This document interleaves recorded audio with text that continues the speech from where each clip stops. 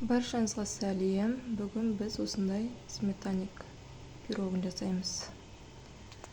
Бізге керек заттар: май, сода, жұмыртқа, қант, ұн.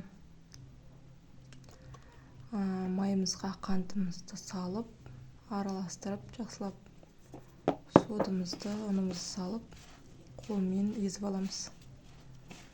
Қатты ұн қоспаймыз. Крошка болатындай еземіз.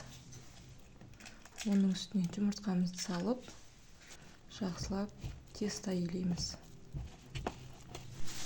Қамыр илейміз. Қамырымыз болғаннан кейін целлофанымызға салып демалтамыз. Оған дейін біз үстіндегі кремін дайындаймыз, қаймағын. Мен қолданамын ерітгіш қаймақ, 3 жұмыртқа, ванилин, қант.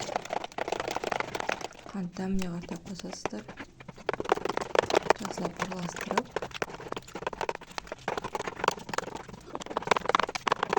соңында ванилин қосамыз.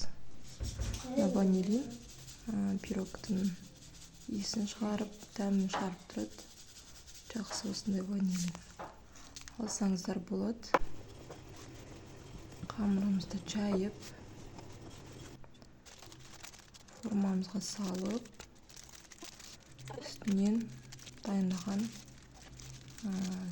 қаймағымызды құямыз. Мен тестома қарамай қойыңыздар. Барлығын болғаннан кейін қызып тұрған 180 градуста пешке саламыз.